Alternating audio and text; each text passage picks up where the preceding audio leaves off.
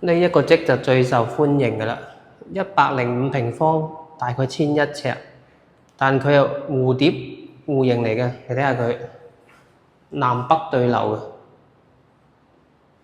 嘅，佢嘅採光真係一級棒。呢個陽台望返呢就係園林嚟嘅。呢度呢可以做一個茶室，已經封咗起身嘅。呢度望出去幾靚。咁1100尺呢就適合人口唔係好多嘅朋友啊，因為佢都有3個房間、2個衛生間嘅。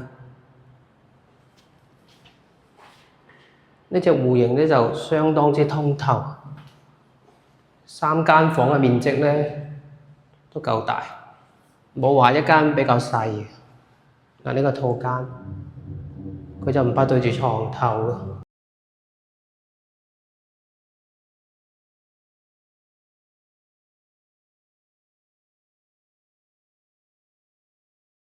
呢一伙單位更加之大啊，138平方，1400幾尺嘅單位。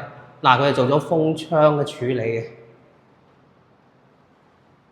同樣呢，都係經過測試，隔音相當之 OK 嘅。呢啲發展商真係越嚟越少有啊！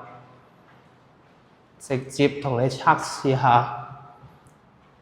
嗱，呢個廚房，嗰個廚房夠晒大，外邊嘅生活陽台呢都可以封埋嘅。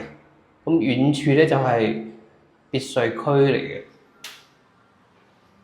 呢一伙單位呢就有個亮點嘅，有3個衛生間就可以做到雙套間。嗱，我哋睇頭一個先，呢個就係公衛嚟嘅。呢度就一間房。嗱，呢度呢就可以做多一個套間嘅。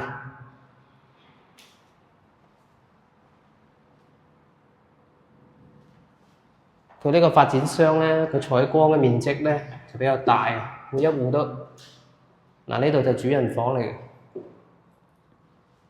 主人房亦都夠晒大，南向，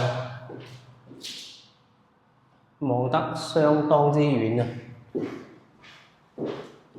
咁項目呢就響沙溪。咁距離中山嘅城區呢就一路之隔，咁價錢呢亦都相當之靚仔啊！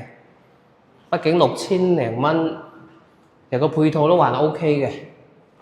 啊，大家最擔心嘅問題呢都幫你測試過啦，唔知大家覺得點呢？歡迎發表下你嘅言論啦。樓呢就睇晒啦。咁總結返啦，呢個屋苑呢有1100尺到1500尺嘅單位啊，適合唔同階層嘅朋友啊。咁可以睇得到呢，佢已經現樓嚟㗎啦，咁就即買就即收樓嘅，咁就唔使擔心呢個問題啦。咁開發商呢亦都係非常之有實力嘅，有興趣嘅朋友呢就可以 call 我啊。拜拜。